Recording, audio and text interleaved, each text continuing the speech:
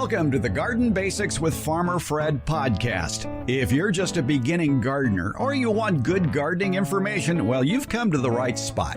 Those of you who are familiar with my garden radio shows here in Northern California, which I've been doing since 1982, might be wondering, well, what's the reason for this podcast? Well, even though I'm fond of saying all gardening is local, Garden Basics with Farmer Fred will be reaching out to gardeners wherever they may happen to be, with garden tips and growing advice that apply just about anywhere. We'll strive to explain garden jargon and terms anyone can understand. And we'll be talking to garden experts from throughout the world who will share their vast plant and soil knowledge with us. And we'll be answering your gardening questions.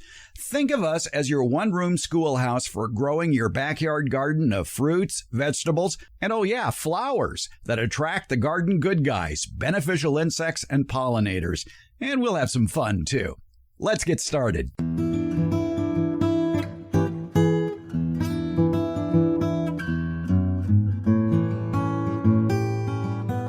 We're into that time of the summer when, with a very serious look in her eye and wearing a tomato-stained apron, my wife will sternly approach me and say, "Next year, don't plant so many cherry tomato plants."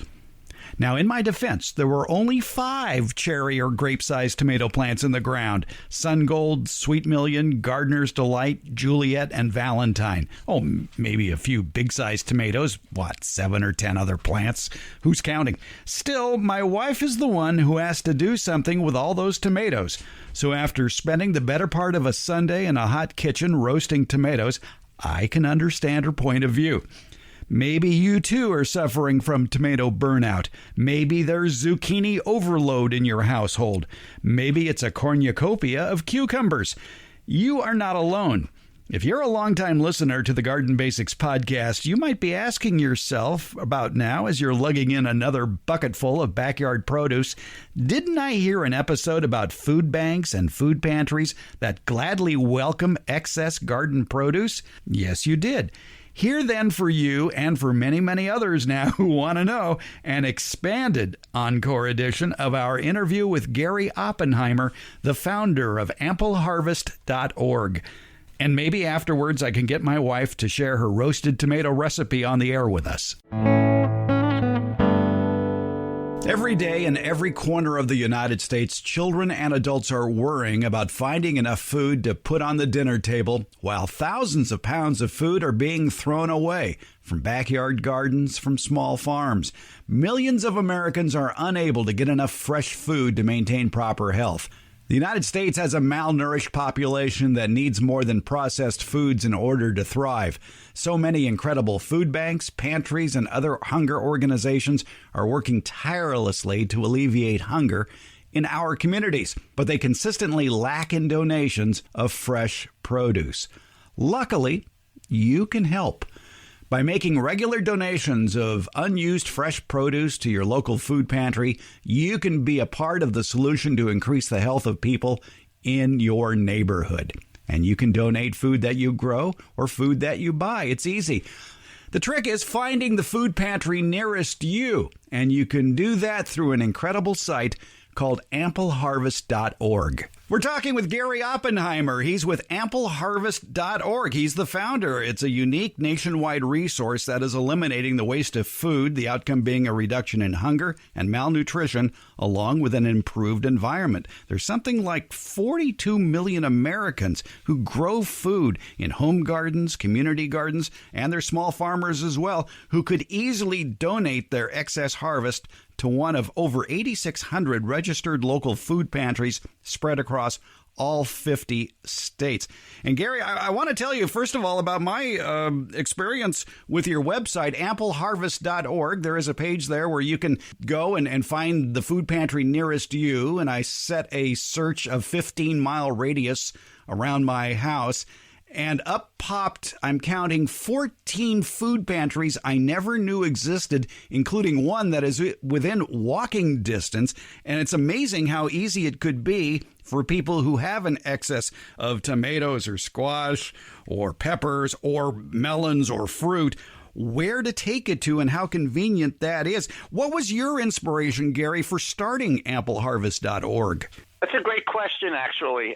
There are two pieces of inspiration. One was I grew up with don't waste food. My grandparents always told me, finish what's on your plate. Kids are starving in Europe. So not wasting food was always inculcated into me.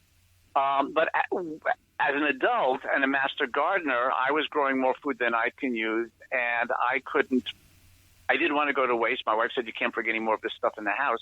And I struggled to find a place to donate the food to. It turns out I found a battered women's shelter in my town. I'm in northern New Jersey. But when I had gone on Google to find out where are their food pantries, Google said the nearest one was 25 miles away in another city. And I had an epiphany in March of 2009, and I realized, wait a minute, this is an information problem. This is not a food problem. People aren't hungry because America doesn't have enough food. We actually throw away half the produce, never gets consumed. The problem gardeners across America have always had was missing information. The misinformation was what we were all told at food drives, that you can only donate jars or cans or boxes, but no fresh food. We gardeners took away from that. You can't donate the extra tomatoes. The missing information was where is a food pantry and what's a good day of the week and time of day to donate it. When I realized that this was the information problem, I realized the solution was a web-based, an internet-based program that would both educate gardeners about their capacity, that they can indeed donate food, and to where to donate it near them, and the optimum day of the week and time of day. And that timing is super important because if a food pantry, for argument's sake, was distributing food to hungry families on Sunday afternoons, the ideal time for you to bring it in is Sunday morning, which means the ideal time for you to harvest is either Sunday morning or Saturday night. So the food would go from your garden to the food pantry to a hungry family in hours. Number one, the food pantry didn't have to buy refrigeration. And number two, the hungry family was getting food fresher than you and I can buy in a supermarket. It's truly garden fresh food. And the whole thing came together for me in a 4-hour session on my computer. And 7 weeks later, with the help of 2 volunteers, May 18th, 2009, AmpleHarvest.org rolled out. And it's been growing in reach and impact ever since. We're going to be using a couple of terms here that people may get confused. I find it confusing as well, and maybe you can explain it. We will be talking about food banks and food pantries. What is the difference? Oh, this is a fun question. All right. For most of America, for all of America, a food bank is a large industrial warehouse type operation. There are around 200 of them in America. They're part of the Feeding America network. And these are large warehouses where large amounts of food come in and large amounts of food are then redistributed out to the local programs where hungry families go. Those local programs where hungry families go, there are around 33,500 across America, are usually called a food pantry, and in some states a food cupboard or food shelf or food closet. The exception, as far as I know, was Oregon and Washington, where those local programs are also called food banks. And you said a little bit ago that I think in Sacramento they're also sometimes called food banks. So in the vernacular, in the common language of food banks where a hungry family gets food, but in the real system, there's a distinction. And the reason I had to create AmpleHarvest.org was because when the food went from a food drive to a food bank to a food pantry, it took too long. But when it went from a food drive, or my garden for that matter, to a food pantry, it could happen in 15 minutes. So this was an architectural discussion. This is great for linguistic nerds, but it's if people want to use the word food bank, that's perfectly fine. But I'll use the word food pantry just to be more correct. AmpleHarvest.org is geared to a wide range of gardeners. You've got home gardeners, new gardeners, farmers and food producers, master gardeners, and school gardens. And boy, I'm thinking about food waste, and all of a sudden, wow, school gardens. I wonder what they're doing with all that excess food that they're growing in their little school, especially when it may be happening in the summertime and there isn't anybody there to harvest it. School gardens, you're absolutely right. It's also camp gardens, by the way. But a school garden, you've planted the stuff, and then the kids are gone for the summer, and who's harvesting? Or the camp. The camp had a garden, and come the end of August or September, when kids go back to school, who's harvesting? So they have the opportunity to also donate the food. By the way, as do other places that don't think of themselves as gardens. You might have a golf course that has citrus fruits raining down. You might have a public park, for example. So there's lots and lots of opportunity for food to be donated from different places. The work we're doing is to enable as much wholesome, healthy, fresh, locally grown food to get to food pantries as possible. Because that not only reduces hunger across America, but it also improves the nation's health and well-being. The healthier your diet, obviously, the healthier you are. I'll just give you one number which blew me away when I learned about it. Cisco Systems, the internet company, did an analysis of ampleharvest.org years ago. And it's online at ampleharvest.org/study if you want to see it. And their analysis was, if every gardener in America knew that he or she could donate food, their surplus food, and if every food pantry in America was on ampleharvest.org able to receive the food, the nation's healthcare costs would drop $58 billion a year. I always believe that the word pharmacy should be spelled F-A-R-M-A-C-Y because healthy, homegrown, fresh farm food is one of the best ways to get your health back. Absolutely. And when you think about two of the leading causes of ill health in America are obesity and diabetes, which are both costly in terms of your own well-being and costly in terms of just the medical care involved. Those are both diet-impacted diseases. You improve the diet, you reduce those diseases, you have a healthier and, frankly, by extension, a wealthier nation. One of the categories you have that you're appealing to is called new gardeners, but there's a subset of that we were talking about before the interview called the accidental gardener, and they can also participate with ampleharvest.org. Yeah, I wrote a blog article about that earlier this year, the accidental gardener, and people ask, well, what's an accidental gardener? Either you're a gardener or you're not. And I had realized that if you buy a house and the house came with a fruit tree that somebody previously planted, apples, oranges, what have you, you may not think of yourself as a gardener if you don't get your fingers dirty and garden. But the reality is that every year the tree is raining down on you all this wonderful food, the apples and the oranges or what have you. And so I describe that person as the accidental gardener. That person, too, has the opportunity to donate the food. I was named CNN Hero in April 2010. The day I was named CNN Hero, I received an email from somebody in the Southwest who said that the prior year, before he'd heard of ampleharvest.org, he had thrown away 8 55-gallon drums of citrus fruit because he didn't know he could donate it. This is a huge opportunity for the country. And the reality is we haven't even started tackling that yet. So the $58 billion number was based on the gardeners who know they garden, not the accidental gardeners. So these numbers are all going to be subject to change. And I also want to give you one other number subject to change. You started this with saying there are 42 million gardeners in America. That's pre-COVID. The data we're now seeing from partners in the industry speaks to 58 million people, and it may well be growing higher as millions more people start their own gardens. And I strongly believe that when we get past COVID-19, most of the people who started gardening are going to continue to garden. That means more people gardening and more healthy, fresh food for the hungry families on a permanent basis. Look, one of the things really important when you grow a garden, and I have my own garden, you're growing it for your own enjoyment and for your own family. You should be enjoying that food first. The food, however, that you grow that's in excess of what you can use or preserve or share with friends should never be going to waste. That's the food that should be donated to a local food pantry. And that's whether you're a backyard gardener or maybe you got herbs growing in a kitchen window or you're in a community garden, it doesn't really make any difference. And by the way, also the amount of surplus is not terribly important either. Don't feel bad. I only got 5 tomatoes to donate. Donate your 5 tomatoes.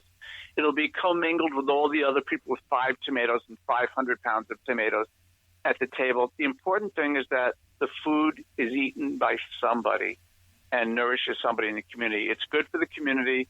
Frankly, it's good for the planet because food waste is a contributing factor to climate change. And it's a wonderful way of people helping their neighbors in need by reaching into their backyards when they can't afford to reach into their back pocket. Today, we are at work, as you had said, in 50 states, in about 4,200 communities. And today, we're approaching 9,000 food pantries, which is about a quarter of America's food pantries, which is great. That means we have 3/4 of America's food pantries yet reach, engage, and work with those surrounding gardeners. So we have a lot of work ahead of us, and your dollars certainly get us a long way towards succeeding on that. If you've got excess food, you know where to go. Ampleharvest.org will aim you to the food pantry nearest you. Gary Oppenheimer is the founder of Ampleharvest.org. Gary, thanks for a few minutes of your time. It's my pleasure. Thank you very much. Everybody, please stay safe. And I'll leave you with one final note. In these COVID time, we have guidance on the site for the gardener on how to be COVID safe when they're both growing the food for themselves and making the donation of food. So when you come to ampleharvest.org, take a moment, read the couple of bullet points on there. That'll keep you, the food, and the food pantry staff safe so that the good you're doing really is good and nobody gets sick. So thank you very, very much. Roasted tomatoes add so much more tomato flavor to any recipe you prepare that calls for tomatoes. You can put it in pasta sauce, whole tomatoes, or diced tomatoes. It's an easy way to preserve the harvest for use throughout the year, either canned or frozen. Now, to preserve the most flavor, you need to roast them at a low temperature for a long period of time. Now, my wife Jeannie is here, and we have a convection oven. And the convection oven, our convection oven, gets down to a pretty low temperature, doesn't it? Gets down to about 300 degrees. And that's where you want to roast tomatoes for a rather long period of time. All right, now you hauled all the tomatoes up to the kitchen. You literally had the buckets full of tomatoes. And what's nice, I mean, what made it a little bit easier for you is the fact that we were using cherry tomatoes and they didn't have to be peeled. Correct. I wouldn't use cherry tomatoes if I had to peel them. Okay, well, yeah, you wouldn't. But even with larger tomatoes, you don't have to peel them either, do you, when you roast tomatoes? Correct. It's wonderful. All right. And you're doing this on cookie sheets, is that right? Yes. And you put down parchment paper on it? Yes. All right. Now, how thick do you slice the tomatoes? Now, cherry tomatoes, I guess you'd only, cut them in half? You try to cut the cherry tomatoes in half, and your other larger tomatoes about a quarter of an inch thick, approximately. And any sort of preparation when you lay them out on the cookie sheet? I just try to get as many as I can on one sheet to minimize how long I have to cook items. Are they in a single layer? Yes. Okay. And then do you do any preparation as far as anything else you add to that? If we have fresh basil in the garden, I will go collect some of that, chop it up, and add it to the mix. And if you have your favorite herb, you can certainly add it to the mix. Do you use any olive oil? Well, olive oil goes on at the end, and you drizzle that on, and... Well, at the end of the cooking process? No, at the beginning, okay. Before you start cooking. All right, so before you stick it in the oven, you'd put at least olive oil on it, and then whatever herbs you would like. Correct. All right. How long do you cook that tray of tomatoes? I have discovered with our convection oven with cherry tomatoes, it's about 45 minutes before I switch trays. On the larger tomatoes, it's about an hour before I switch trays. What do you mean by switching trays? So when I switch trays, we have 2 trays in our oven, and at the halfway mark, I move the top sheet down to the bottom sheet, and the bottom sheet up to the top sheet, and then cook for another hour if it's the larger tomatoes, or 45 minutes if it's the smaller tomatoes. So it's 45 and 45 or 90 and 90 minutes if they're the larger tomatoes? The larger tomatoes normally would be an hour. When I'm doing the second round, I always cut the time a little lower and give it a check. And if I have to go 10 more minutes, I can, but I don't want to burn them. Okay, so total time in the oven then for those 2 trays is what? An hour and a half to 2 hours? Yes. Okay. Now, what do the tomatoes look like when they're done? They've shrunk up a wee bit. They still have a little bit of moisture. They're not dried. Yeah, they're kind of wet. They're still wet. And the whole house smells like tomatoes. Yes. Yeah, it's not a bad smell. No. Okay. Now, what do you do with them? See, that's the beauty of this, of preserving these tomatoes, is you've got choices now what you can do with this big batch of roasted tomatoes. By the way, it was very impressive to what a small amount it actually comes out to be. How many trays did you do Sunday? I believe we did about 8 to 10 trays. I didn't count. And those 8 to 10 trays ended up, we filled a 1-gallon freezer bag. A 1-gallon freezer bag after 8 to 10 trays, 1.5 to 2 hours per 2 trays, 4 times 2. 8 hours you spent in the kitchen. Well, the oven was going for 8 hours. Yes. All right. Now, the beauty of this particular process that I like is I'm not forced into canning right now. I can freeze my tomatoes throughout the year, and then at the end of the year, after I'm all done, I can then do a massive canning batch. And how would you start that? You've got this big bag of frozen roasted tomatoes. How would you prepare them for canning?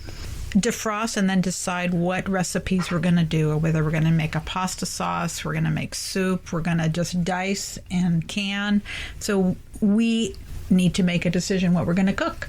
All right. Do you have to process those tomatoes any further? Do you put them through a food processor? I'll run them through the Cuisinart, the food processor. Okay. With the big blade? Yeah. Okay. Yes. And as you said, then we can make pasta sauce or can it for soup. And it would be an easy soup, wouldn't it? Because when you're ready to grab a jar of that on a cold winter day, the only thing you'd need to add is water or milk? If we have it, some cream, but milk would work. But Okay. cream makes it really yummy. All right. And that's tomato soup. And of course, pasta sauce. We go through a lot of pasta sauce. So at the end of the season, you can mix those roasted tomatoes with other things from the garden, like peppers, garlic, and onions. Yes. And basil. You can add more basil if you need it. Okay. Anything else? Yes. If you are going to do your large tomatoes, your preparation needs to include coring that tomato, whereas the cherries, it's just taking off the little green top and you're ready to go.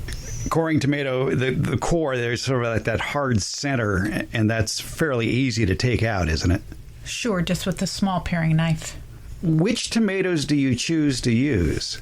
You know, we're doing a process to provide our family with really high quality future sauces, soups, etc.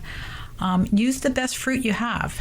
Don't use really damaged fruit or cut off the damaged portion, and you start with good quality, you end up with good quality. All right, so nothing that's overripe and nothing that's still a little too green. Correct. Anything more you want to add? I'm good. Okay, you're good. Good. Well, thank you very much for your efforts in this behalf. You're welcome, hon. Thank you.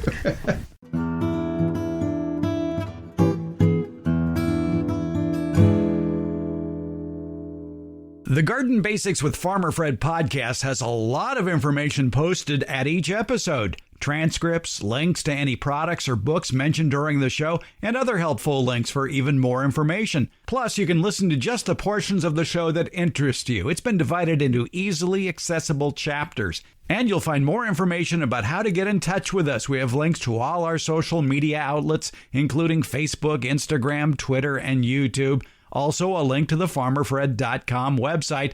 That's where you can find out more information about the radio shows. You remember radio, right? Now, if the place where you access the podcast doesn't have that information, you can find it all at our home podcaster, Buzzsprout, buzzsprout.com. Just look for the Garden Basics with Farmer Fred podcast. You'll find a link to it in the show notes.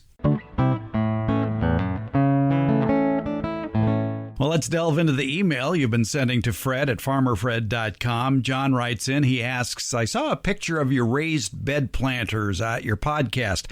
I'm assuming those are on your property. Mine are over 35 years old. They need to be replaced or repaired. What are the specs on your boxes? They look awesome. By the way, is that a glass of scotch in your hand? Let me look, John. Nope, that's not Scotch. But thanks for the idea.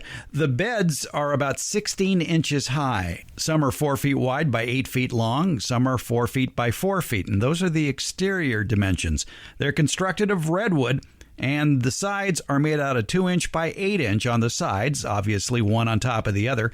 But there are 4 by 4 inch support posts every 4 feet in the ground. Those 2 by 8s then are topped with a 2 by 6. That 2 by 6 gives a really nice area to sit on while you're pulling weeds or pulling crops. And by the way, the reason all my beds are 4 feet wide or less, that way you don't have to reach too far towards the middle when picking crops or pulling weeds. So try to keep your beds no more than 4 feet wide. After they were constructed, I treated them with a redwood water seal, and each bed contains 5 parallel half-inch drip irrigation lines. The emitters are spaced 12 inches apart, and the emitter spacing along the parallel lines are staggered so more of the area gets evenly watered. There's a control valve in each bed too, because in the case of some crops, you want to turn them off before they're ready to be harvested. Garlic and onions would be a good example of that.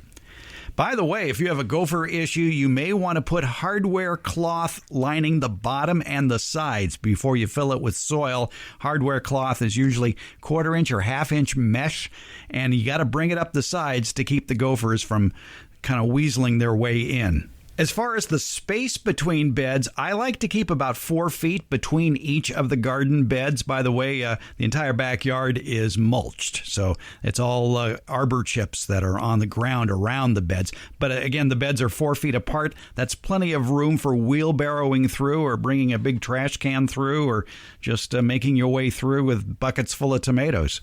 Now, you don't have to make your raised beds out of redwood. You can make them out of cedar. Of course, you can make them out of brick or rock or whatever, but raised beds solve a whole host of problems.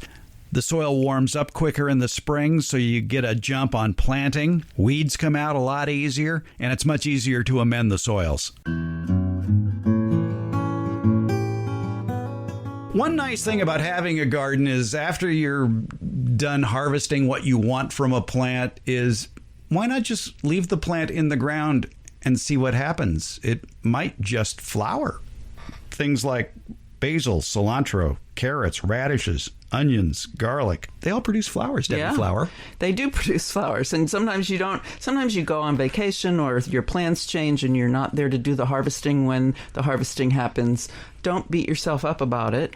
Let them go to flower, and they will attract some of those beneficial insects that help control the pest population in the rest of the garden. And by the way, if you grow onions and garlic and they set those flower heads, I'm sure the onion and garlic expert in your neighborhood will tell you, you better cut off those flowers because it'll make the bulb very hard. Mm-hmm. Well, you know what you could do is maybe leave a few of those flower heads to develop on their own, and they are beautiful. They make good cut flowers, messy, but good cut flowers, and tasty too. Onion and garlic seeds and the little flower parts are very tasty. Yes, throw them in a salad or whatever. Yeah.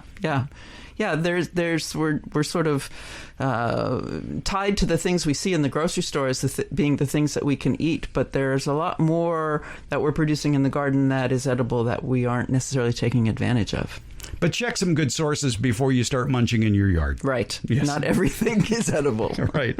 You may find that out on your own, but be careful out there. Right. Debbie Flower, it's a pleasure having you here in the studio with us. It was great to see the studio. I'm happy to be here. All right. We'll do it again. All right. Garden Basics comes out every Tuesday and Friday, and it's available just about anywhere podcasts are handed out, and that includes Apple Podcasts, Google Podcasts, iHeartRadio, Overcast, Spotify, Stitcher, TuneIn, and hey Alexa, play the Garden Basics with Farmer Fred podcast, would you please? Thank you for listening, subscribing, and leaving comments. We appreciate it.